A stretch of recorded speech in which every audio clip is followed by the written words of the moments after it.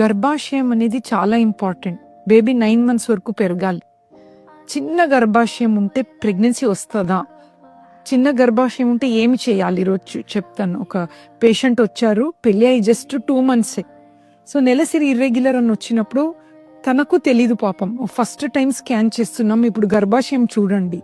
నార్మల్గా గర్భాశయం అనేది 6 centimeters లాంజిట్యూడనల్ లాంగ్గా ఉండాలి అండ్ 3 to 4 centimeters థిక్గా ఉంది. అప్పుడు బలూన్ లెక్క పెరుగుతుంది.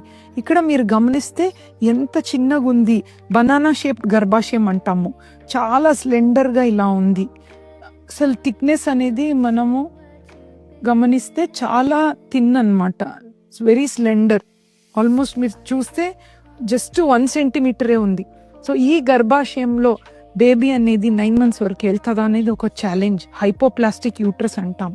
సో బట్ అండాశయం బాగుంది, తనకి ఇత్తనాలు బాగుంది, భూమి బాగాలేదు. So as a doctor first మనం 3 to 6 months పెరుగుతుందా అని కొన్ని చిన్న టాబ్లెట్స్ ఉంటాయి, ఈస్ట్రోజన్, ప్రొజెస్ట్రోజన్. అది ఇంపార్టెంట్ తనకి.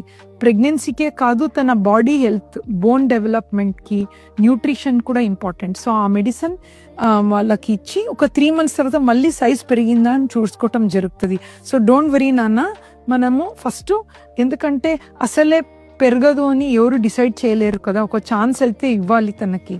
అది లేదంటే మళ్ళీ సారిగసీకి వెళ్ళాలి. సో లెటస్ సి తన గర్భాశయంలో అవుతుందా అని మనం ఫస్ట్ ట్రై అయితే చేయటం ఇంపార్టెంట్.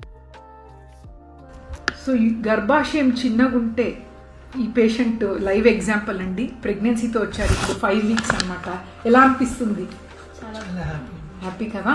సో చిన్నగా ఉండింది, మెడిసిన్స్ ఇచ్చాము. 3 months సెప్టెంబర్లో వచ్చారు మన దగ్గర. స్మాల్ యూట్రస్ అని మెడిసిన్స్ ఇచ్చిన తర్వాత IVFలో ఒకటే ఎంబ్రియో పెట్టాం. So now she is mother. So we wish you అండి. జర్నీ 9 months జర్నీ కదా, మెడిసిన్స్ తీసుకోండి కరెక్ట్గా. వి విష్ యూ సక్సెస్ అన్నట్టు. సో యూట్రస్ చిన్నగా ఉంటే కూడా హస్బెండ్ అయితే డైవర్స్ అన్నాడు ప్రీవియస్ పేషెంట్కి. అలా కాదు, husband supported her.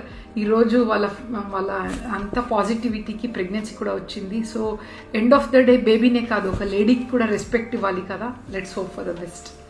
Thank you.